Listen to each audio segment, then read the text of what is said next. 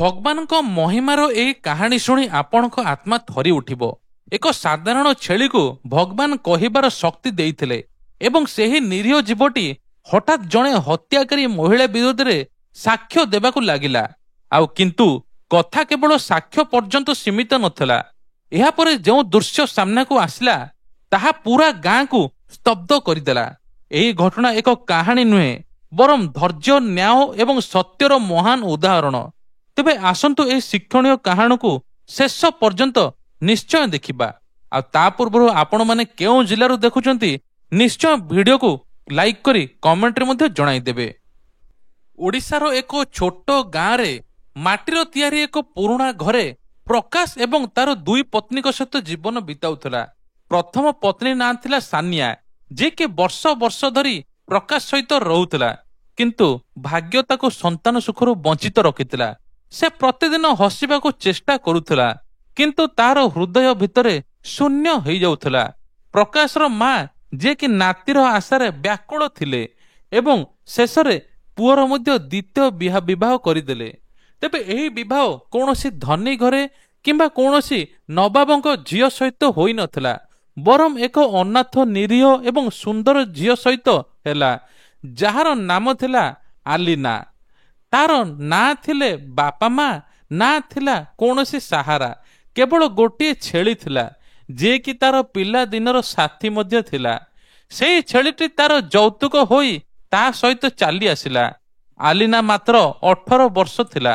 ତାର ନିରୀହ ଚେହେରାରେ ଏକ ଅପୂର୍ବ ଆଭା ଥିଲା, କିନ୍ତୁ ଯେତେବେଳେ ସେ ଏହି ଘରେ ପ୍ରବେଶ କଲା, ସାନିଆ ତାକୁ କେବେ ବି ନିଜ ହୃଦୟରୁ ଗ୍ରହଣ କଲା ନାହିଁ। ପ୍ରତ୍ୟେକ ମୁହୂର୍ତ୍ତରେ ତାକୁ ତାତ୍ସଲ୍ୟର ତୀରରେ ବିଦ୍ଧ କରୁଥିଲା ଆଉ କାମରେ ଅପମାନିତ ମଧ୍ୟ କରୁଥିଲା। କଟୁ ଶବ୍ଦରେ ହୃଦୟକୁ ଆଘାତ ଦେଉଥିଲା, କାହିଁକି ନା ଆଲିନା ଥିଲେ ପ୍ରକାଶର ଦ୍ୱିତୀୟ ସ୍ତ୍ରୀ। ଆଉ ପ୍ରକାଶର ମା ବାଧ୍ୟ ହୋଇକି ପ୍ରକାଶକୁ ବାହା କଲେ ଗୋଟେ ନାତିଟିଏ ଦେଖିବା ପାଇଁ। କିନ୍ତୁ ଆଲିନା ସବୁକିଛି ଚୁପଚାପ ସହ୍ୟ କରୁଥିଲା। ଯେତେବେଳେ ତାର ବାପା ମା ନଥିଲେ, କେହି ବି ସାହାରା ନଥିଲେ, ତେଣୁ ବିବାହ ତ କରିଛି ପ୍ରକାଶକୁ, ତେଣୁ ସବୁକିଛି ମଥାପାତି ସହି ଯାଉଥିଲା। ସେପଟେ ନିଜର ବଡ଼ ସଉତୁଣୀ ଇଆଡୁ ସିଆଡୁ କଥା ପ୍ରତିଦିନ କହୁଥିଲେ। ଯେତେବେଳେ ହୃଦୟ ଭାଙ୍ଗି ଯାଉଥିଲା ଆଲିନାର, ସେ ନିଜ ଛେଳିକୁ କୁଣ୍ଢାଇ ଲୁହ ପୋଛି ଦେଉଥିଲା। ଆଉ କିଛି ମାସ ପରେ ଭଗବାନ ଆଲିନାକୁ ଏକ ଖୁସି ଖବର ଦେଲେ। ପ୍ରକାଶର ଖୁସିର ସୀମା ରହିଲା ନାହିଁ, କାରଣ ପ୍ରଥମ ସ୍ତ୍ରୀର କୌଣସି ପିଲାପିଲି ହୋଇନଥିଲା। ସେକେଣ୍ଡରେ ସେ ବିବାହ କରିଥିଲେ ଆଉ ଗାଁରେ ମଧ୍ୟ ମିଠା ବାଣ୍ଟିଲେ, କାରଣ ପ୍ରକାଶ ଧନ୍ୟବାଦ ଜଣାଇ ପାଠ ମଧ୍ୟ ମନ୍ତ୍ର ପାଠ ପଢିଲେ। ଭଗବାନଙ୍କୁ ମଧ୍ୟ ଧନ୍ୟବାଦ ଜଣାଇ କହିଲେ, ହେ ପ୍ରଭୁ, ଆଜି ମୋ ଡାକ ଶୁଣିଛ। ସାନିଆର ହୃଦୟ ଜଳି ପୋଡ଼ି ପାଉଁଶ ହେଉଥାଏ, କାହିଁକି ନା ଆଖି ଆଗରେ ପ୍ରକାଶ ବାହା ହୋଇଥିଲେ ଆଉ ତାର ଏବେ ଖୁସି ଖବର। ତାର ଆତ୍ମାରେ ଈର୍ଷାର ବିଷ ବ୍ୟାପି ଯାଇଥିଲା। ସେ ଆଲିନାକୁ ଆହୁରି ଅଧିକ ଘୃଣା କରିବାକୁ ଲାଗିଲା, କାହିଁକି ନା ଆଲିନା ବର୍ତ୍ତମାନ ଏବେ ଗର୍ଭବତୀ ଅଛି। ଆଲିନାକୁ ଆଉ କେତେଦିନ ପରେ ଛୁଆ ହେବ। ସେପଟେ ମନେ ମନେ ଭାବୁଥାନ୍ତି ସାନିଆ, ମତେ ଯଦି ପ୍ରକାଶ ଆଗକୁ ବାହାରି କରିଦେବେ। ଯେତେବେଳେ 9 ମାସ ପୂରଣ ହେଲା ଆଲିନାଙ୍କର, ଭଗବାନ ପ୍ରକାଶ ଏବଂ ଆଲିନାକୁ ଏକ ସୁନ୍ଦର ଝିଅଟେ ପ୍ରଦାନ କଲେ, ଯାହାର ନାମ ରଖାଗଲା ମିନତି। ଘର ଆଲୋକିତ ହୋଇଗଲା। ମିନତି ପାଇଁ ପ୍ରକାଶର ଭଲ ପାଇବା ସୀମା ଟପିଗଲା। ଆଉ ଏହା ଦେଖି ସାନିଆ ହୃଦୟ ଭିତରେ ନିଆଁ ଲାଗିବାକୁ ଲାଗିଲା। ଆଉ ତାକୁ ଆଲିନାକୁ ଖୁସି ମଧ୍ୟ ଭଲ ଲାଗିଲା ନାହିଁ। ଶିଶୁଟିକୁ ହସ ସହିତ ଘୃଣା ମଧ୍ୟ ଯାଇଥିଲା, କାହିଁକି ନା ଶିଶୁଟିକୁ ସେ ଘୃଣା କରୁଥାଏ। ଏକ ରାତିରେ ଯେତେବେଳେ ପ୍ରକାଶ କୌଣସି ଜରୁରୀ କାମରେ ସହରକୁ ଯାଇଥିଲା, ସେହି ସମୟରେ ସାନିଆ ସେପରି କିଛି କରିବାକୁ ସ୍ଥିର କଲା, ଯାହା ଶୁଣିଲେ ମାନବିକତା ଏବଂ ଲଜ୍ଜିତ ହୋଇଯିବ। ତେବେ ଗାଁ ଯେତେବେଳେ ଗଭୀର ନିଦରେ ଗାଁ ଲୋକ ଶୋଇଥିଲେ, ସାନିଆ ଚୁପଚାପ ଆଲିନାର କୋଠରୀରେ ପ୍ରବେଶ କଲା। ଆଲିନାର ଶୋଇଥିଲା ଏବଂ ତାର ନିରୀହ ଝିଅ ମିନତି ମଧ୍ୟ ତା ପାଖରେ ଶୋଇଥିଲା। ସାନିଆ ଥରୁଥିବା ହାତରେ ମିନତିକୁ ଉଠାଇଲା ଆଉ ଚାଦରରେ ଗୁଡ଼ାଇ ଘରୁ ବାହାରି ଆସିଲା। ଜଙ୍ଗଲ ଆଡ଼କୁ ଦୌଡ଼ିବା ପାଇଁ ଲାଗିଲା। ଅନ୍ଧାର ରାତି, ସୁନସାନ ରାସ୍ତା, ହୃଦୟର ଭୟଙ୍କର ଉଦ୍ଦେଶ୍ୟ, କାହିଁକି ନା ସାନିଆ ଅଲଗା କିଛି ଉଦ୍ଦେଶ୍ୟ ରଖିଥିଲା। ସେ ଘଞ୍ଚ ଗଛ ତଳେ ପହଞ୍ଚି ମାଟି ଖୋଳିବା ଆରମ୍ଭ କଲା। ଘୃଣା ତା ଆଖିରେ ପରଦା ପକାଇ ଦେଇଥିଲା। ତାପରେ ତା ଯାହା କଲା କୌଣସି ମା ମଧ୍ୟ ଭାବି ରହିପାରିବ ନାହିଁ, କାରଣ ସାନିଆର ତ ପିଲାଛୁଆ ହଉନଥିଲା। ସେ ମିନତିକୁ ସେହି ଗାତରେ ପକାଇ ଦେଲା, ମାଟି ପୋତି ଦେଲା, ଆଉ ସତେ ଯେପରି ଶିଶୁଟି ଏହି ଦୁନିଆରେ କେବେ ଥିଲା ହିଁ ନାହିଁ। ଆଉ ସାନିଆ ନିଜର ଭୟଙ୍କର ଅପରାଧ କରି ସନ୍ତୁଷ୍ଟ ହୋଇ ଚୁପଚାପ ଫେରି ଆସିଲା। ତାକୁ ଆଦମ ଜଣା ନଥିଲା ଯେ ସେ ଆଲିନାର ସେହି ବିଶ୍ୱସ୍ତ ଛେଳି ନୁରି, ଯିଏକି ତାର ଯୌତୁକର ଅଂଶ ଥିଲା, ଚୁପଚାପ ତା ପଛେ ପଛେ ଜଙ୍ଗଲ ପର୍ଯ୍ୟନ୍ତ ଆସିଥିଲା। ଆଉ ତାର ନିରୀହ ଆଖି ସେହି ଦୃଶ୍ୟ ଦେଖି ନେଇଥିଲା, ଯାହାକୁ ଦେଖିଲେ ମଣିଷ ମଧ୍ୟ ଥରି ଉଠିବ। ଆଉ ସେଇ ଛେଳିଟିଏ ସବୁ କିଛି ଦେଖି ଦେଇଥିଲା। ତେବେ ତା ପୂର୍ବରୁ ଆପଣଙ୍କୁ ଯଦି ଷ୍ଟୋରିଟିଏ ଭଲ ଲାଗିଥାଏ, ଚ୍ୟାନେଲକୁ ମଧ୍ୟ ସବସ୍କ୍ରାଇବ କରିଦେବେ। ସକାଳର ପ୍ରଥମ କିରଣ ସହିତ ଆଲିନା ଆଖି ଖୋଲିଲା, ଆଉ ତାର ହୃଦୟରେ ଏକ ଅଜବ ବ୍ୟାକୁଳତାର ଥରି ଉଠିଲା। ଏଣେ ତେଣେ ଚାହିଁଲା, ନିଜ ଝୁଅ କୁଆଡ଼େ ଯାଇଛି। ଜୀବନଠାରୁ ଅଧିକ ପ୍ରିୟ ଥିଲା ଝିଅ ମିନତି। ବିଛଣାରେ ନଥିଲା। ଏକ ଯନ୍ତ୍ରଣାଦାୟକ ଚିତ୍କାର ତା ଗଳାରୁ ବାହାରି ଆସିଲା, ମିନତି, ମିନତି, କୁଆଡ଼େ ଗଲୁ, କୁଆଡ଼େ ଗଲୁ, ମିନତି, ମୋ ଜୀବନ, ତୁ କେଉଁଠି ଅଛୁ? ଏମିତି ଆଲିନା ଭୟଙ୍କର ଚିତ୍କାର କରୁଥାନ୍ତି। ସେପଟେ ଚିତ୍କାର ପ୍ରତି ଜୋରରେ କରୁଥାନ୍ତି। ଆଉ ସାନିଆ ସେପଟେ ଚତୁରତାର ସହିତ ମୁଖା ପିନ୍ଧି ମିଛ ଲୁହ ଢାଳିବାକୁ ଲାଗିଲା। ବଡ଼ ଚତୁରତାର ସହିତ ସେ ଆଲିନାର କ୍ଷତ ଉପରେ ଛଳନାର ଲୁହ ମଧ୍ୟ ଛିଞ୍ଚିଲା। ଏବଂ ଏହି ସମୟରେ ପ୍ରକାଶ ମଧ୍ୟ ସହରରୁ ଫେରି ଆସିଲା। ଗାଁରେ କୋଳାହଳ ସୃଷ୍ଟି ହୋଇଥିଲା। ଲୋକମାନେ ଦଳ ଦଳ ହୋଇ ଜଙ୍ଗଲ, କ୍ଷେତ ଏବଂ ନଦୀ କୂଳରେ ଝିଅକୁ ଖୋଜିବାକୁ ଲାଗିଲେ। ସମସ୍ତେ ଚିନ୍ତା କଲେ ଛୋଟ ଝିଅଟି କୁଆଡ଼େ ଗଲା। ଆଉ ସେପଟେ ମିନତିକୁ ନ ପାଇ ମା ଜଣକ ବା ଆଲିନା ବ୍ୟସ୍ତରେ ନିଜ ବେହୋସ ମଧ୍ୟ ହୋଇଯାଉଛନ୍ତି। ମୋ ଝିଅ କୁଆଡ଼େ ଗଲା? ଆଉ ନା କୌଣସି ନିରୀହ ଚିତ୍କାର, ନା କୌଣସି ଚିହ୍ନ, କିଛି ଦେଖାଯାଉନି। ଏପଟେ ଚତୁରତାର ସହିତ ମିଛରେ ଆଖିରେ ଲୁହ ଗଡ଼ୁଥାଏ ସାନିଆ, ଯେ କି ପ୍ରକାଶର ପ୍ରଥମ ପତ୍ନୀ। ଆଉ ଏହିପରି ଅନେକ ଦିନ ବିତିଗଲା। ବାପା ମଧ୍ୟ କାନ୍ଦି କାନ୍ଦି କ'ଣ କରିବେ, କିଛି ପାଇଲେ ନାହିଁ। ଆଲିନା ସମ୍ପୂର୍ଣ୍ଣ ଭାଙ୍ଗି ପଡ଼ିଥିଲା, କାହିଁକି ନା ଆଖି ଆଗରେ ତାର ଝିଅ କୁଆଡ଼େ ଚାଲିଗଲା, ତାର ଅତା ପତା ନାହିଁ। କିନ୍ତୁ ପ୍ରତିଦିନ ଛେଳି ନୁରି, ଛେଳି ନାଁ ହେଲା ନୁରି, ନୁରି ପାଖରେ ବସି ଲୁହରେ ଭିଜି ଦୁଃଖରେ କହୁଥିଲା, ନୁରି, ଦେଖୁନୁ ଆମ ଝିଅ କୁଆଡ଼େ ଚାଲିଗଲା, କୌଣସି ଦୁଷ୍ଟ ତାକୁ ନେଇଗଲା, ଆଉ ମୁଁ କିଛି କରିପାରିଲି ନାହିଁ ନୁରି। ଆଉ ନୁରି ଚୁପଚାପ ଆଖିରୁ ଲୁହ ଝରୁଥାଏ। ସେ ତ କିଛି କଥା କହିପାରୁନଥାଏ। ସେ ସବୁ ଦେଖିଛି, କିନ୍ତୁ ସତେ ଯେପରି ମଣିଷଙ୍କ ମାନଙ୍କ ଠାରୁ ଅଧିକ ତାକୁ କଷ୍ଟ ଅନୁଭୂତ ହେଉଛି, କାହିଁକି ନା ସେ ସବୁ ଦେଖି ମଧ୍ୟ କିଛି କରିପାରୁନଥିଲା। ଆଉ ପ୍ରକାଶ ଏବେ ବି ଆଲିନାକୁ ଭଲ ପାଉଥିଲା, କାହିଁକି ନା ସେ ପ୍ରତିଦିନ ତାକୁ ସାନ୍ତ୍ୱନା ମଧ୍ୟ ଦେଉଥିଲେ। ବ୍ୟସ୍ତ ହୁଅନି, ଆମ ଝିଅ ଆମକୁ ମିଳିବ, ଧୈର୍ଯ୍ୟ ଧର ଆଲିନା, ଆମ ମିନତି ନିଶ୍ଚୟ ଫେରିଆସିବ। କିନ୍ତୁ ସାନିଆ ହୃଦୟରେ ଏବେ ବି ଈର୍ଷାର ନିଆଁ ଜଳୁଥିଲା। ତାର ଶୈତାନୀ ପ୍ରକୃତି ଆହୁରି ବିଷ ଓଗାଳିବାକୁ ଲାଗିଲା। ସେ ମନେ ମନେ ଭାବିଲା ଯେ ପ୍ରକାଶ ମତେ ହିଁ ଭଲ ପାଇବେ, କିନ୍ତୁ ତାର ମତଲବ ଅଲଗା ଥିଲା। ସେ କିଛି ଖରାପ ଲୋକଙ୍କୁ ପଇସା ଦେଇ ଆଲିନାଙ୍କ ବିରୁଦ୍ଧରେ ବଦନାମ କରିବା ପାଇଁ ଚେଷ୍ଟା କଲା। ଗାଁ ଗଳିରେ ଲୋକମାନେ କୁହାକୁହି ହେଲେ ଆଲିନାର ଅନ୍ୟ ପୁରୁଷ ସହିତ ସମ୍ପର୍କ ଅଛି, ସେଥିପାଇଁ ତା ଝିଅ ମଧ୍ୟ ଗାୟବ ହୋଇଗଲା। ଏହି ବିଷାକ୍ତ କଥା ଶେଷରେ ପ୍ରକାଶର କାନରେ ମଧ୍ୟ ପହଞ୍ଚିଲା। ଏକ ସନ୍ଦେହର ଛାୟା ତା ହୃଦୟ ଉପରେ ପହଞ୍ଚିଗଲା। ଆଉ ସେ ଆଲିନା ଉପରେ ପ୍ରତ୍ୟେକ କଥାରେ ଚିଡ଼ି ଚିଡ଼ିବାକୁ ଲାଗିଲା, ପ୍ରତ୍ୟେକ କଥାରେ ମଧ୍ୟ ରାଗିବାକୁ ଲାଗିଲା ପ୍ରକାଶ, ଯିଏକି ତାଙ୍କ ସ୍ୱାମୀ। ଆଉ ତାପରେ ଦିନେ ଗାଁର ଗୁଜବ ଏବଂ ସନ୍ଦେହ ସୃଷ୍ଟି ହେଲା, ତାର ପ୍ରଭାବ ମଧ୍ୟ ଦେଖାଇଲା ଏବଂ ପ୍ରକାଶ ଆଲିନାକୁ ଘରୁ ବାହାରି କରିଦେଲା। ଗାଁ କଥା ଏବଂ ଅନ୍ୟ ଲୋକ କଥା ଶୁଣି ପ୍ରକାଶ ନିଜର ଦ୍ୱିତୀୟ ସ୍ତ୍ରୀ ଆଲିନା, ଯାହାର ଝିଅ ମଧ୍ୟ ହଜିଯାଇଛି, ସେହି ଆଲିନାକୁ ଘରୁ ବାହାରି କରିଦେଲା। ଆଲିନା ଏପଟେ ନିଜ ଛେଳିକୁ ଧରି ବାହା ହୋଇକି ଆସିଥିଲେ ନିଜ ସ୍ୱାମୀ ପାଖକୁ। ଆଉ କିନ୍ତୁ ଏପଟେ ନିଜ ଝିଅ ମଧ୍ୟ ଚାଲିଯାଇଛି, ନିଜ ସ୍ୱାମୀ ମଧ୍ୟ ଛାଡ଼ି ଦେଉଛି। ଆଲିନା ଏବେ କୁଆଡ଼େ ଯିବ? ମନେ ମନେ ବହୁତ କାନ୍ଦୁଥାନ୍ତି। ଆଲିନା ଲୁହରେ ଭିଜି ଭଙ୍ଗା ହୃଦୟରେ ଖୋଲା ପଡ଼ିଆ ଆଡ଼କୁ ଚାଲିବାକୁ ଲାଗିଲା। ତା ପଛରେ ଗାଁର ଭିଡ଼ ମଧ୍ୟ ଜମା ହୋଇଥିଲା। କେହି ତାଚ୍ଛଲ୍ୟ ମଧ୍ୟ ବିଭିନ୍ନ କରୁଥିଲେ, କେହି ଅଭିଶାପ ମଧ୍ୟ ଦେଉଥିଲେ, କେହି ତା ଉପରକୁ ମାଟି ଫିଙ୍ଗିବାକୁ ଲାଗୁଥିଲେ। କହିଲେ ଏଇ ଝିଅଟି ଖରାପ ଝିଅଟି, ସେଥିପାଇଁ ତା ଝିଅ କୁଆଡ଼େ ଚାଲିକି ପଳେଇଲା, ବିଭିନ୍ନ କଥା ଆଲିନାକୁ କହୁଥାନ୍ତି। ଆଉ ଆଲିନା ଆଖି ଆକାଶ ଆଡ଼କୁ ଉଠିଲା, ଓଠ ଥରୁଥିଲା, ଜିଭ ଚୁପ୍ ଥିଲା, କାରଣ ସେ କିଛି କହୁନଥିଲା। ଆଉ ତା ସହିତ କେବଳ ଗୋଟିଏ ଛାଇ ଚାଲୁଥିଲା, ତାର ଛେଳି ନୁରି। ସେହି ମୁହୂର୍ତ୍ତରେ ହଠାତ୍ ନୁରି ଏକ ଅଜବ ଏବଂ ଶକ୍ତ ଶବ୍ଦ କଲା। ଏତେ ଜୋରରେ କଲା ଯେ ଗାଁ ଲୋକ ମଧ୍ୟ ସମସ୍ତେ ଆଶ୍ଚର୍ଯ୍ୟ ହୋଇଗଲେ। ସମସ୍ତେ କହିଲେ କ'ଣ ହେଲା? ଆଉ ଏତେ ଗମ୍ଭୀର, ପୁରା ଗାଁ ମଧ୍ୟ ଲୋକ ଅଟକି ଗଲେ। ଆଉ ତାପରେ ନୁରି କହି ଉଠିଲା, ସାକ୍ଷୀ ରୁହ ଲୋକମାନେ, ସାକ୍ଷୀ ରୁହ। ମିନତିକୁ ସାନିଆ ଜୀବନ୍ତ ପୋତି ଦେଇଛି। ମୁଁ ନିଜ ଆଖିରେ ଦେଖିଛି। ଆଲିନା ନିର୍ଦ୍ଦୋଷ, ସେ ପବିତ୍ର। ଅପରାଧୀ ହେଉଛି ସାନିଆ। ଯେତେବେଳେ ଛେଳିଟି ଏକଥା କହିଲା ସମସ୍ତେ ଆଶ୍ଚର୍ଯ୍ୟ ହୋଇଗଲେ। ଛେଳିଟି କିଭଳି କଥା କହୁଛି? କାରଣ ଛେଳିଟି ସବୁ କିଛି ଦେଖିଛି। ଚାରିଆଡ଼େ ନୀରବତା ଛାଇଗଲା। ପ୍ରତ୍ୟେକ ଆଖି ଆଶ୍ଚର୍ଯ୍ୟ ଏବଂ ଦୁଃଖ ଏବଂ ଲଜ୍ଜାରେ ସାନିଆ ଆଡ଼କୁ ଉଠିଲା ଏବଂ ତାର ଚେହେରା ଫିକା ପଡ଼ିଗଲା। ଏପଟେ ଆଲିନା ଏକଥା ଶୁଣି ଆଶ୍ଚର୍ଯ୍ୟ ହୋଇଗଲା, କାରଣ ସେ ଯେଉଁ ଛେଳିକୁ ଛୋଟବେଳୁ ରଖିଛି ସେ ହିଁ ସବୁ କଥା ସତ କହିଲା। ଆଉ ଏପଟେ ପ୍ରକାଶର ଧୈର୍ଯ୍ୟର ବନ୍ଧ ଭାଙ୍ଗିଗଲା। ସେ ସାନିଆକୁ ଏକ ଶକ୍ତ ଚାପୁଡ଼ା ମାରିଲେ ଏବଂ ଗର୍ଜନ କଲେ, ସତ କହ, ମୋ ଝିଅ କେଉଁଠି ଅଛି? ସତ କହ। ସାନିଆ ଏକ ଅନୁତାପର ନିଆଁରେ ଜଳୁଥିଲା। ସେ କାନ୍ଦି କାନ୍ଦି କହିବାକୁ ଲାଗିଲା, ଜଙ୍ଗଲରେ ସେହି ପୁରୁଣା ଗଛ ତଳେ ମୁଁ ତାକୁ ପୋତି ଦେଇଥିଲି। ଆଉ ପ୍ରକାଶ, ଆଲିନା ଏବଂ ଗାଁ ଲୋକମାନେ ପାଗଳ ପରି ସେହି ଜଙ୍ଗଲ ଆଡ଼କୁ ଦୌଡ଼ିଲେ, କାହିଁକି ନା ତାଙ୍କ ଝିଅ ସେଇଠି ମିଳିଯିବ କି? ସେଠାରେ ପହଞ୍ଚି ଦେଖିଲେ ତାହା ହୃଦୟ ବିତାରକ ଥିଲା। ମାଟିର ଗାତ ଖୋଳା ଗଲା, କିନ୍ତୁ ଭିତରେ ଶିଶୁଟି ନଥିଲା। ସମସ୍ତ ଲୋକ ଶବ୍ଦ ହୋଇଗଲେ, କୁଆଡ଼େ ଗଲା? ଆଉ ପ୍ରକାଶ ଏବଂ ଆଲିନା ମାଟିରେ ମଧ୍ୟ ପଡ଼ିଗଲେ, କାନ୍ଦିଲେ, ମୋ ଝିଅ କୁଆଡ଼େ ଗଲା? ବହୁତ ଦୁଃଖ ଷ୍ଟୋରି ଆଜ୍ଞା। ସେମାନେ କାନ୍ଦି କାନ୍ଦି ବେହାଲ ହୋଇଗଲେ।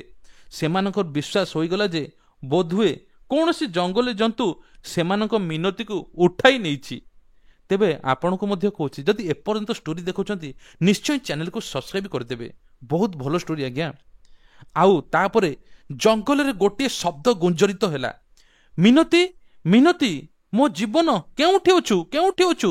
ଏପଟେ ଗାଁ ଲୋକ ମଧ୍ୟ ମିନତି ମିନତି କରି ଚିଲଉଥାନ୍ତି। ଜବାବରେ କେବଳ ଜଙ୍ଗଲର ନୀରବତା ଥିଲା।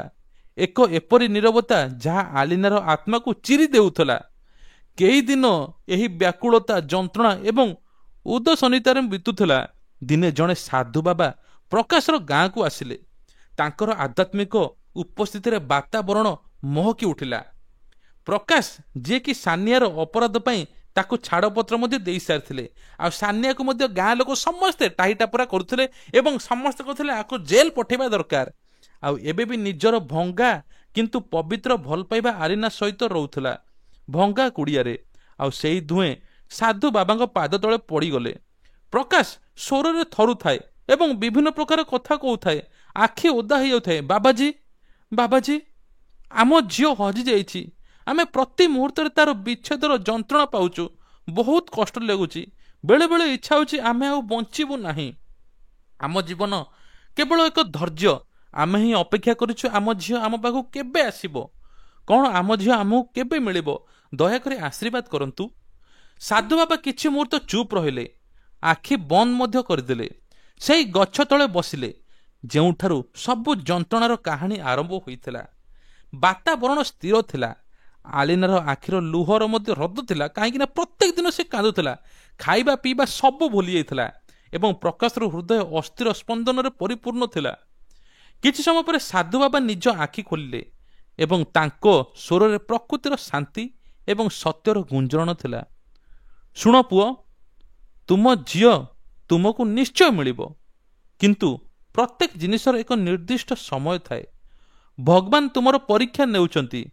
ତୁମ ଝିଅ ଏହି ଜଙ୍ଗଲରେ ଅଛି, ଭଗବାନଙ୍କ ଶରଣରେ, କିନ୍ତୁ ତୁମକୁ ଆଜିଠାରୁ 10 ବର୍ଷ ପରେ ମିଳିବ, ଯେତେବେଳେ ସେ 12 ବର୍ଷର ହୋଇସାରିଥିବ। ପ୍ରକାଶ ଏବଂ ଆଲିନା ପରସ୍ପରକୁ ଆଶ୍ଚର୍ଯ୍ୟ ହୋଇ ଅନାଇଲେ, ଅସହାୟତାର ଦେଖିବାକୁ ଲାଗିଲେ। ସାଧୁ ବାବା ନିଜ କଥା ଜାରି ରଖିଲେ, ମନେ ରଖ, ଏହି ଗଛ, ଏହି ଜାଗା, 10 ବର୍ଷ ପରେ ଯଦି ତୁମକୁ କୌଣସି 12 ବର୍ଷର ଝିଅ ଏହି ଗଛ ତଳେ ଖେଳୁଥିବାର ନଜର ଆସେ, ତେବେ ଜାଣିନେବ ଯେ ସେ ତୁମର ମିନତି ବା ସେ ତୁମର ଝିଅ। ତା ପୂର୍ବରୁ ଲକ୍ଷେ ଚାହିଁଲେ ବି, ଲକ୍ଷେ ଖୋଜିଲେ ବି ତୁମକୁ ତୁମ ଝିଅ ମିଳିବ ନାହିଁ। ଆଉ ସେ ଏହି ଜଙ୍ଗଲରେ ହିଁ ଅଛି, ଭଗବାନଙ୍କ ସୁରକ୍ଷାରେ ଅଛି, କିନ୍ତୁ ତୁମ ଆଖିରୁ ଲୁହ ଆଉ ଝରାଅ ନାହିଁ। ଏମିତି କହିଲେ ବାବା ଏହା ଶୁଣି ଆଲିନା ଆହୁରି କାନ୍ଦି ପକାଇଲା। ଦୁହେଁ ମୁଣ୍ଡ ନୁଆଇଁ ଭଗବାନଙ୍କୁ ନିଷ୍ପତ୍ତିକୁ ଗ୍ରହଣ କଲେ ଏବଂ ମୁଣ୍ଡ ବାଡ଼ଉଥାଏ, ହେ ପ୍ରଭୁ, ମୋ ଝିଅ ଯେଉଁଠି ଅଛି ଭଲରେ ଥାଉ।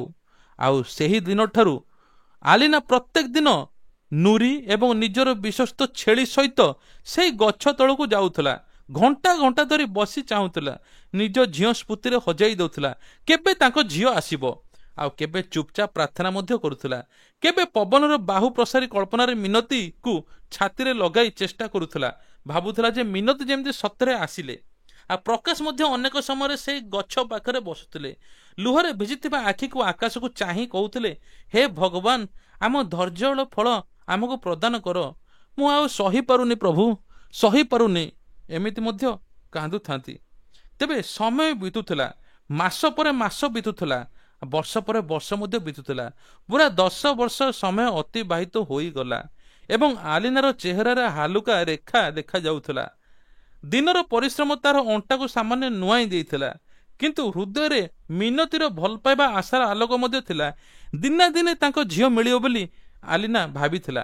ଦିନେ ଆଲିନା ସକାଳୁ ସକାଳୁ ଉଠିଲା ଏବଂ ନୁରିକୁ ସାଙ୍ଗରେ ନେଲା। ଯେଉଁ ଛେଳି ସେହି ଗଛ ତଳେ ଯାଇ ବସିଥିଲା ଏବଂ ଯେଉଁଠାରେ ବର୍ଷ ବର୍ଷର ଭଲ ପାଇବା ଏବଂ ଅପେକ୍ଷାରେ ପଦଚିହ୍ନ ଅଙ୍କିତ ଥିଲା। ସମୟ ଗଡ଼ି ଚାଲିଲା। ହଠାତ୍ ଆଲିନାର ଦୃଷ୍ଟି ଚମକି ଉଠିଲା। ଏକ 12 ବର୍ଷର ସୁନ୍ଦର ଝିଅଟି ଦୌଡ଼ି ଦୌଡ଼ି ହସି ହସି ସେ ଗଛ ଆଡ଼କୁ ଚାଲି ଆସୁଥିଲା। ଆଉ ଆଲିନାର ହୃଦୟ ଦ୍ରୁତ ଗତିରେ ସ୍ପନ୍ଦିତ ହେବା ପାଇଁ ଲାଗିଲା। ସେ ମନେ ମନେ ବହୁତ ଖୁସି ହେଉଥାଏ, ଆଖିରୁ ଲୁହ ଝରି ପଡ଼ୁଥାଏ। କିନ୍ତୁ ଯେମିତି ସେଇ ଝିଅ ନିଜର ଆଲିନା ଉପରେ ପଡ଼ିଲା ଏବଂ ସେ ଅଟକି ଗଲା, ତା ଆଖିରେ ଲୁହ ଛଳ ଛଳ ହେବାକୁ ଲାଗିଲା। ସେ ପଛକୁ ଫେରି ପୁଣି ଯିବାକୁ ଲାଗିଲା। ସେତେବେଳେ ଆଲିନା ବ୍ୟାକୁଳ ହୋଇ ଉଠିଲା, ଝିଅ ରୁହ, କିଏ ତୁମେ? ଏ ଜଙ୍ଗଲରେ କ'ଣ କରୁଛ? ଆଉ ଝିଅଟି ପଛକୁ ବୁଲିଲା ଏବଂ ନିରୀହତାର ସହିତ ଉତ୍ତର ଦେଲା, ମୁଁ ଏଠାରେ ମୋ ବାବାଙ୍କ ସହିତ ରୁହେ। ଅଳ୍ପ ଦୂରରେ ଏକ ଛୋଟ କୁଡ଼ିଆ ଅଛି। ଆଉ ଆଲିନାର ହୃଦୟ ଜୋରେ ଜୋରେ ଧଡ଼ ଧଡ଼ ହେବା ପାଇଁ ଲାଗିଲା। ସେ ସେଇ ସାଧୁ ବାବାଙ୍କ କଥା ମନେ ପଡ଼ିଗଲା। ଆଲିନା ଆଗକୁ ଆଗକୁ ବଢ଼ି ଚାଲିଲା, ଝିଅକୁ ନିଜ କୋଳରେ ନେବା ପାଇଁ ଚାହୁଁଥିଲା। ଆଉ ସେତେବେଳେ ନିରୀହ ଝିଅଟି ହଠାତ୍ ବୁଲି ପଡ଼ିଲା, ଜଙ୍ଗଲ ଆଡ଼କୁ ଦୌଡ଼ିବା ପାଇଁ ଲାଗିଲା। ତାର ଗତି ଏପରି ଥିଲା ଯେ ସତେ ଯେପରି କୌଣସି ଅଦୃଶ୍ୟ ଶକ୍ତି ବା ନିଜ ଆୟତରେ ନେଇଯାଇଛି। ଆଲିନାର ଓଠରୁ ଅଜାଣତରେ ସ୍ୱର ବାହାରିଲା, ମିନତି, ମିନତି, ରହ ମୋ ଧନ, ରହ ମୋ ଜୀବନ, ରହ ମୋ କଥା ତ ଶୁଣ, ରହ ମିନତି, ଏମିତି କହୁଥାନ୍ତି। ଆଉ କିନ୍ତୁ ଝିଅଟି ଏପରି ଦୌଡୁଥିଲା ସତେ ଯେପରି ଅନ୍ୟ କୌଣସି ଦୁନିଆରେ ଅଛି। ଆଲିନାର ହୃଦୟ ଜୋର ଜୋରରେ ସ୍ପନ୍ଦିତ ହେବା ପାଇଁ ଲାଗିଲା। ସାମ୍ନାରେ କେବଳ ନିଜ ଝିଅ ଚେହେରା ହିଁ ଦେଖାଯାଉଥିଲା, ସେଇ ନିରୀହ ଆଖି, ସେଇ ସୁନ୍ଦର ହସ। ହଠାତ୍ ଆଲିନାର ପାଦ ଖସିଗଲା। ସେ ଧଡ଼ାମ କରି ମାଟିରେ ପଡ଼ିଗଲା। ତାର ଶରୀର ମାଟିରେ ମିଶିଗଲା। କିନ୍ତୁ ମାର ହୃଦୟ, ଝିଅର ବିଚ୍ଛେଦର ଯନ୍ତ୍ରଣା ଏତେ ଗଭୀର ଥିଲା ଯେ ସେଇ କଷ୍ଟକୁ ଅଣଦେଖା କରି ପୁଣି ସେ ଉଠିଲା। ଥରୁଥିବା ପାଦରେ ଦୌଡ଼ିବା ପାଇଁ ଲାଗିଲା, ଯେମିତି ସେଇ ଜଙ୍ଗଲରେ ଗଭୀରତାର ପ୍ରବେଶ କଲା। ଏକ ଅଜବ ନୀରବତା ଏବଂ ତା ପିଛା କରିବାକୁ ଲାଗିଲା। ଚାରିଆଡ଼େ ସୁନସାନ, ପ୍ରତ୍ୟେକ ଡାଳରେ ନିରାବତା ବା ଝୁଲୁଥିଲା ବା ବିଭିନ୍ନ ପ୍ରକାର ଗଛ ଡାଳ ଝୁଲୁଥିଲା। ଆଉ ପରେ ଯେତେବେଳେ ଝିଅଟି ଆଉ କେଉଁଠି ଦେଖାଗଲା ନାହିଁ, ଆଲିନା ସେ ଗଛ ତଳେ ବସି ପଡ଼ିଲା ଏବଂ ଛାତି ପିଟି ହୋଇ କାନ୍ଦିବାକୁ ଲାଗିଲା। ତାଙ୍କ ଚିତ୍କାର ଏପରି କଷ୍ଟ ଥିଲା ଯେପରି ନିଜ ଆତ୍ମାକୁ ହରାଇ ଦେଇଛନ୍ତି। ସେହି ନୀରବତା ମଧ୍ୟରେ ସାଧୁ ବାବାଙ୍କର ସେହି କଥା ଗୁଞ୍ଜରିତ ହେବା ପାଇଁ ଲାଗିଲା, ସେଇ ଝିଅ ତୁମର ହିଁ ହେବ ଯେତେବେଳେ ତାକୁ 12 ବର୍ଷ ହୋଇଥିବ, ଏଇ ଗଛ ତଳେ ନଜର ଆସିବ। ଆଲିନା ଯେତେବେଳେ ଫେରିଲେ, ପ୍ରକାଶ ଗଛ ପାଖରେ ଅଧୀର ଭାବରେ ଠିଆ ହୋଇଥିଲେ। ଆଉ ତା ଆଖିରେ ବାଦଲ ପରି ଘୁରି ଯାଉଥିଲା। କ'ଣ ହେଲା ଆଲିନା, କ'ଣ ହେଲା ଆଲିନା? ପ୍ରକାଶ କହିଲେ। ଏତେ ବ୍ୟସ୍ତ କାହିଁକି? ସେ ପ୍ରଶ୍ନ କଲେ। ଆଲିନା ଲୁହରେ ଭିଜିଥାଇ ସ୍ୱରରେ କହିଲା, ମୁଁ ମୋ ଝିଅକୁ ଦେଖିଛି ପ୍ରକାଶ, ମୋ ଝିଅକୁ ଦେଖିଛି। ମିନତି ଏଠି ଆସିଥିଲା। ଆଉ ସେଇ 12 ବର୍ଷର ଝିଅ ସାଧୁ ବାବା କହିଥିଲେ, ମନେ ଅଛି? ସବୁ ସତ ହେଲା।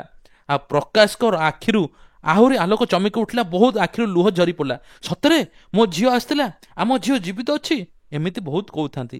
ଆଉ ଏବେ ଆମକୁ ତାକୁ ଫେରାଇ ଆଣିବାକୁ ପଡ଼ିବ। ଆଲିନା, ଚାଲ ଯିବା। ତୁମେ ଯେପରି ଏତେ ଦିନ ଧୈର୍ଯ୍ୟ ଧରିଛ, ଏବେ ସାହସ ମଧ୍ୟ ରଖିବାକୁ ହେବ। କାଲି ସକାଳେ ଆମେ ପୁଣି ଯିବା, ସେହି କୁଡ଼ିଆକୁ ଖୋଜିବା ଯାହାର କଥା ସେଇ ଝିଅଟି କହିଥିଲା। ସେପଟେ ସେଇ ଝିଅଟି ଦୌଡ଼ି ପଳାଇ ନିଜ କୁଡ଼ିଆରେ ପହଞ୍ଚିଗଲା। ଅଣନିଶ୍ୱାସ ହୋଇଯାଉଥାଏ। ତାର ନିରୀହ ଚେହେରା ଡରରେ ଫିକା ପଡ଼ିଯାଇଥିଲା। ବାବା, ବାବା, ଗୋଟିଏ କଥା କହିବାର ଅଛି। ସେଇ ଥରୁଥିବା ସ୍ୱରରେ ଡାକିଲା। କୋଡ଼ିଆରୁ ଜଣେ ବୃଦ୍ଧ ବ୍ୟକ୍ତି ବାହାରକୁ ଆସିଲେ ଏବଂ ତାଙ୍କ ଆଖି କୋମଳତା ଥିଲା, ହସରେ ଆପଣାପଣ ଥିଲା। କ'ଣ ହେଲା ମୋ ଝିଅ? ବାବା, ଆଜି ମୁଁ ଜଙ୍ଗଲରେ ଜଣେ ମହିଳାଙ୍କୁ ଦେଖିଲି। ସେ ମୋତେ ତାଙ୍କ ଝିଅ ବୋଲି କହୁଥିଲେ। ମୁଁ ତ ଡରିକି ପଳେଇ ଆସିଲି। ଆପଣ ହିଁ ତ କହିଥିଲେ ନା ଅଜଣା ଲୋକ ସହିତ କଥା ହେବା ଉଚିତ ନୁହେଁ। ବୃଦ୍ଧ ଜଣକ ତାଙ୍କ ମୁଣ୍ଡରେ ହାତ ବୁଲାଇଲେ ଏବଂ କୋମଳ ଭାବରେ କହିଲେ, ସାବାସ୍ ମୋ ଝିଅ, ତୁ ବହୁତ ସାହସୀ, ମୋର ଭଲ ଏବଂ ବୁଦ୍ଧିମତୀ ଝିଅ। କିନ୍ତୁ ଭିତରେ ଭିତରେ ସେହି ବୃଦ୍ଧଙ୍କ ଚେହେରା ଚିନ୍ତିତ ଥିଲା, ହୃଦୟରେ ଏକ ଝଡ଼ ଥିଲା। କ'ଣ ପ୍ରକୃତ ବାପା ତାର ଖୋଜି ଖୋଜି ଏଠାକୁ ପହଞ୍ଚିଗଲେ ନା କ'ଣ? ନା ନା ନା, ମୁଁ ତାକୁ ଫେରାଇବି ନାହିଁ। ଏ ମୋ ଝିଅ, ମୁଁ ତାକୁ ବଞ୍ଚାଇଥିଲି, ମୁଁ ପାଳିଛି, ଏବେ ସେ ମୋ ଜୀବନ। ବାବା ମଧ୍ୟ ଏପଟେ କହିଲେ। ପରଦିନ ସକାଳେ ପ୍ରଥମ କିରଣ ସହିତ ପ୍ରକାଶ ଏବଂ ଆଲିନା ପୁଣି ଜଙ୍ଗଲ ଆଡ଼କୁ ବାହାରିଲେ। ପ୍ରତ୍ୟେକ କଣ୍ଟା ବୁଦା, ପ୍ରତ୍ୟେକ ନାଳ ଏବଂ ପ୍ରତ୍ୟେକ ପାଦଚଲା ରାସ୍ତାରେ ମଧ୍ୟ ଖୋଜାଗଲା, କିନ୍ତୁ ପାଇଲେ ନାହିଁ। ମିନତୀ ମୋ ଝିଅ, ମୋ ଧନ, ଫେରିଆ ମିନତୀ, ଫେରିଆ। ପ୍ରତ୍ୟେକ ଡାକ ତାଙ୍କର ନୀରବତାରେ ହଜି ଯାଉଥିଲା, କିନ୍ତୁ ଦୁହିଁଙ୍କ ଆଖିରେ ଆଶାର ଆଲୋକ ଥିଲା। ଦିନେ ଦିନେ ମୋ ଝିଅ ଆସିବ। କିନ୍ତୁ ସେଇ କୁଡ଼ିଆ ଯାହା କଥା ଝିଅଟି କହିଥିଲା କେଉଁଠି ବି ଦେଖାଗଲା ନାହିଁ। ସୂର୍ଯ୍ୟ ଅସ୍ତ ହେବା ପାଇଁ ଲାଗିଲା। ଦିନର ଖୋଜାଖୋଜି ସମୟ ସରିଲା। ନୀରବ ହୋଇ ବିଫଳତା ଆଡ଼କୁ ବଢ଼ିଲା। ଆଲିନା ଏବଂ ପ୍ରକାଶ ଆଖି ଛଳ ଛଳ କରି ନିଜ ଘରକୁ ଫେରିଲେ ଏବଂ ପ୍ରକାଶ ଏବଂ ଆଲିନା କହିଲେ, ଆମେ ହାର ମାନିବା ନାହିଁ, ପୁଣି କାଲି ଯିବା। ମୋ ମିନତୀ ଏଇଠି ଅଛି, ମୁଁ ହିଁ ତାକୁ ଖୋଜି ବାହାରି କରିବି। ଏମିତି କହିଲେ ଆଲିନା। ଆଉ ପରଦିନ ପୁଣି ସକାଳ ହେଲା। ଦାମନ ଧରି ପୁଣି ସେମାନେ ବାହାରିଲେ। ତେବେ ଯେମିତି ସେମାନେ ଟିକିଏ ଆଗକୁ ବଢ଼ିଲେ, ଏକ ଦୃଶ୍ୟ ସେମାନଙ୍କୁ ଅଟକି ଯିବା ପାଇଁ ବାଧ୍ୟ କଲା। ସାମ୍ନାରେ ଜଣେ ବୃଦ୍ଧ ବ୍ୟକ୍ତି ଥିଲେ, ହାତରେ ଥଳି ଏବଂ ଅନ୍ୟ ହାତରେ ଏକ ନିରୀହ ଝିଅର ହାତ। ଯେମିତିକି ଆଲିନା ନଜର ସେ ଝିଅ ଉପରେ ପଡ଼ିଲା, ଓଠରୁ ଅଜାଣତରେ ବାହାରିଗଲା, ପ୍ରକାଶ, ଏ ହେଉଛି ଆମ ମିନତୀ, ଦେଖ, ଏ ହିଁ ହେଉଛି ଆମ ମିନତୀ। ଦୁହେଁ ଆଲିନା ଏବଂ ପ୍ରକାଶ ସେହି ବ୍ୟାକୁଳତାର ସହିତ ଦୌଡ଼ି ଦୌଡ଼ି ବୃଦ୍ଧ ପାଖରେ ପହଞ୍ଚିଲେ। ବାବା, ବାବା, ଆପଣ ଆମ ସହିତ ଆସିଛନ୍ତି। ଏଇ ଝିଅଟି ଆମର, ଏଇ ଝିଅଟି ଆମର। ଆପଣ ଆମ ପାଖକୁ ଆସିଥିଲେ। ଆମର ହଜିଯାଇଥିବା ଝିଅ ଇଏ। ଆଉ ବୃଦ୍ଧ ଜଣକ ସେମାନଙ୍କୁ କୋଠରୀ ଦୃଷ୍ଟିରେ ଚାହିଁଲେ ଏବଂ ମନେ ହେଉଥିଲା ଯେପରି ହୃଦୟ ଭିତରେ କୌଣସି ଝଡ଼ ସୃଷ୍ଟି ହୋଇଛି। କ'ଣ କହୁଛ ତୁମମାନେ? ଏ ମୋ ଝିଅ, ତୁମର କେମିତି ହେଲା? ତାଙ୍କ ଚେହେରାରେ ବ୍ୟସ୍ତତା ଏବଂ ଦ୍ୱନ୍ଦ୍ୱରେ ବଦଳି ଯାଇଥିଲା। ପ୍ରକାଶ ଏକ ପାଦ ଆଗକୁ ବଢ଼ାଇଲା। ଆପଣଙ୍କୁ ଭଗବାନ ଦୋହାଇ, ଆମ ଅନୁରୋଧ ଶୁଣନ୍ତୁ। ଏମିତି ବିଭିନ୍ନ ପ୍ରକାର ଭଗବାନ ରାଣ ପକାଇଲେ। ତାପରେ ସେ କାନ୍ଦ କାନ୍ଦ ସ୍ୱରରେ ସବୁ ବର୍ଣ୍ଣନା କରିବାକୁ ଲାଗିଲେ। 10 ବର୍ଷ ପୂର୍ବେ ମୋର ଦ୍ୱିତୀୟ ପତ୍ନୀ ମୋ ଝିଅକୁ ଜୀବନ୍ତ ପୋତି ଦେଇଥିଲା। ଯେତେବେଳେ ଆମେ ଜଙ୍ଗଲକୁ ଫେରିଲୁ, ଦେଖିଲୁ ସେଠାରେ କିଛି ନଥିଲା। ତାପରେ ଜଣେ ସାଧୁ ବାବା ଆମକୁ କହିଥିଲେ ଯେ 10 ବର୍ଷ ପରେ ତୁମ ଝିଅ ଏଇ ଗଛ ପାଖରେ ମିଳିବ। ତାକୁ 12 ବର୍ଷ ହୋଇଯାଇଥିବ। ତେବେ ଆମେ ମଧ୍ୟ, ଇଏ ଆମ ଝିଅ, ଏମିତି ବହି କାନ୍ଦୁଥାନ୍ତି, ବାବାଙ୍କ ଗୋଡ଼ ତଳେ ମଧ୍ୟ ପଡ଼ି ଯାଉଥାନ୍ତି। ଏହା ଶୁଣି ବୃଦ୍ଧ ଜଣ କିଛି ସମୟ ପାଇଁ ଚୁପ୍ ହୋଇଗଲେ। ତାପରେ ତାଙ୍କ ଆଖିରେ ଯେମିତି ଆକାଶର ଗଭୀରତା ଓହ୍ଲାଇ ଆସିଲା। ସେ ଦୁଃଖ ଭରା ହସ ସହିତ କାନ୍ଦି ପକାଇଲେ। ବହୁତ ଜୋରେ କାନ୍ଦିଲେ ବୃଦ୍ଧ। ନା ନା ନା, ଏ ମୋ ଝିଅ, ମୋ ଝିଅ ମୁଁ କାହାକୁ ଦେବିନି। ଏମିତି କହୁଛନ୍ତି ବୃଦ୍ଧ ଜଣକ। ଯଦି ତୁମେ ମାନେ ପ୍ରକୃତ ତାକୁ ଚାହୁଁଥାଅ, ତେବେ ତୁମେ ପତି ହେବାକୁ ଯାଇନଥାନ୍ତ। ମୁଁ ତାର ଜୀବନ ବଞ୍ଚାଇଛି, ମୁଁ ତାକୁ ପାଳିଛି। ଏମିତି ସବୁ ସତ କଥା କହିଦେଲେ। ତାକୁ ଭଲ ପାଇବା ଦେଇଛି, ଏବେ ସେ ମୋର ମୋର ଏମିତି କହିଲେ ବାବା। ପ୍ରକାଶ ଏବଂ ଆଲିନା ମାଟିରେ ଆଣ୍ଠେଇ ପଡ଼ି ଦୁଃଖୀ ହୃଦୟରେ କହିଲେ, ବାବା, ବାବା, ଆମ ଝିଅ ଆମକୁ ଫେରାଇ ଦିଅ। ବାବା, ଆମ ଝିଅ ଆମକୁ ଫେରାଇ ଦିଅ। ଆପଣ ଯେତେବେଳେ ଚାହିଁବେ ତାକୁ ଦେଖା କରି ଆସିପାରିବେ, ଆମ ସହିତ ରହିପାରିବେ। ଆମକୁ ଆମ ସନ୍ତାନ ଠାରୁ ଅଲଗା କର ନାହିଁ ବାବା। ଆମେ ଏଇ 10 ବର୍ଷ ଚାହିଁ ରହିଛୁ ଆମ ଝିଅ ପାଇଁକି। ପ୍ରତିଦିନ ମୁଁ ଏଇ ଗଛ ପାଖକୁ ଆସେ। ଆମେ ବର୍ଷ ବର୍ଷ ଧରି ଏକାକିତା ଏବଂ ବିଚ୍ଛେଦ ସହିଛୁ। ଭଗବାନ ଆମ ଡାକ ଶୁଣିଛନ୍ତି। ଆମକୁ ଆମ ମିନତୀକୁ ଫେରାଇ ଦିଅନ୍ତୁ ବାବା। ଆଉ କିଛି ମୁହୂର୍ତ୍ତ ସେ ବୃଦ୍ଧ ଜଣକ ଗଭୀର ଚିନ୍ତାରେ ବୁଡ଼ି ରହିଲେ। ତାପରେ ଧୀରେ ଧୀରେ ଲୁହର କୋମଳତା ସହିତ କହିଲେ, ହଁ, ଏ ତୁମର ଝିଅ, କିନ୍ତୁ ମୁଁ ତାକୁ ସନ୍ତାନ ଠାରୁ ଅଧିକ ଭଲ ପାଉଛି। ନିଜ ହୃଦୟରେ ପାଳିଛି, ନିଜ ରକ୍ତରେ ବଢ଼ାଇଛି। ପ୍ରକାଶ ଏବଂ ଆଲିନା କୃତଜ୍ଞତାର ସହିତ ତାଙ୍କୁ ଧନ୍ୟବାଦ ଜଣାଇଲେ। ଆଉ ତାପରେ ନିଜ ମିନତୀକୁ କୋଳେଇ ନେଲେ। ସେହି ମୁହୂର୍ତ୍ତ କୌଣସି ସାଧାରଣ ମୁହୂର୍ତ୍ତ ନଥିଲା। ଯେମିତି ତାଙ୍କ ସବୁକିଛି ସ୍ୱପ୍ନ ପୂରଣ ହୋଇଗଲା। ଖୁସିର ଲୁହ ବାହାରିଲା। ତାହା ଥିଲା ଧୈର୍ଯ୍ୟର ପୁରସ୍କାର, ତାହା ଥିଲା ପ୍ରାର୍ଥନାର ଉତ୍ତର, ତାହା ଥିଲା ବାପା ମାଙ୍କର ଭଙ୍ଗା ହୃଦୟର ଯୋଡ଼ି ହୋଇଯିବା ଝିଅ। ତାପରେ ତାଙ୍କ ଚେହେରାରେ ଖୁସି, ଆଶ୍ୱସ୍ତି ଏବଂ କୃତଜ୍ଞତାର ଆଲୋକରେ ଚମକି ଉଠିଲା। ପୁରା ଗାଁ ଆଶ୍ଚର୍ଯ୍ୟ ହୋଇଗଲେ। ଯେଉଁ ଲୋକମାନେ ଗତକାଲି ପର୍ଯ୍ୟନ୍ତ ଆଲିନାକୁ ବଦନାମ ଅପରାଧୀ ଭାବୁଥିଲେ, ଆଜି ତାର ଧୈର୍ଯ୍ୟ, ସତ୍ୟ ଏବଂ ଭଗବାନ ପାଇଁ ଏତେ ଭଲ ପାଇବା ଥିଲା, ଶେଷରେ ଭଗବାନ ବାଧ୍ୟ ହୋଇ ନିଜ ଝିଅକୁ ଦେଲେ। ଆଉ ସେ ବାବା ମଧ୍ୟ ପ୍ରତ୍ୟେକ ଦିନ ସକାଳେ ଆସନ୍ତି, ସନ୍ଧ୍ୟାବେଳେ ଆସନ୍ତି, ମିନତିକୁ ଦେଖା କରିକି ଯାଆନ୍ତି। ଏପଟେ ମଧ୍ୟ ତାଙ୍କ ପରିବାର ବେଶ ଖୁସିରେ ଚଳିଲା। ଗାଁ ଲୋକଠୁ ଆରମ୍ଭ କରି ସମସ୍ତେ ଆଲିନାକୁ ଭଲ ପାଇଲେ। ଇଏ ହିଁ ପ୍ରକୃତ ମା, ନିଜ ଝିଅ ପାଇଁ ଶେଷରେ ସବୁ କିଛି କରିଦେଲା। ଆଉ ଏପଟେ ଧୈର୍ଯ୍ୟ ଏବଂ ବିଶ୍ୱାସ ମଣିଷର ସବୁଠାରୁ ବଡ଼ ଅସ୍ତ୍ର। ବିଚ୍ଛେଦ ସବୁଦିନ ପାଇଁ ହୋଇନଥାଏ। ଯେତେବେଳେ ହୃଦୟରୁ ପ୍ରାର୍ଥନା ବାହାରେ, ସେତେବେଳେ ଅସମ୍ଭବ କାର୍ଯ୍ୟ ମଧ୍ୟ ସମ୍ଭବ ହୋଇଯାଏ। ତେବେ ଇଏ ଥିଲା ଆଜିର ଗୋଟିଏ ଛୋଟିଆ ଷ୍ଟୋରିଟିଏ। ଯଦି ଆପଣଙ୍କୁ ଏ ଷ୍ଟୋରିଟିଏ ଭଲ ଲାଗିଥାଏ, ନିଶ୍ଚିନ୍ତ ଭିଡ଼ିଓକୁ ଲାଇକ୍ କରିବେ, ଚ୍ୟାନେଲରେ ନୂଆ ଥିଲେ ସବସ୍କ୍ରାଇବ କରିବେ। ଆଉ ଏଇଭଳିଆ ଆଗକୁ କିଛି ମୋଟିଭେସନ, ଇନ୍ସପାରେସନ ଏବଂ କିଛି ଏଇଭଳିଆ ଷ୍ଟୋରି ଦେଖିବା ପାଇଁ ହେଲେ ନିଶ୍ଚିନ୍ତ ଆପଣ କମେଣ୍ଟ ମାଧ୍ୟମରେ ମଧ୍ୟ ଜଣାଇବେ। ଜୟ ଜଗନ୍ନାଥ।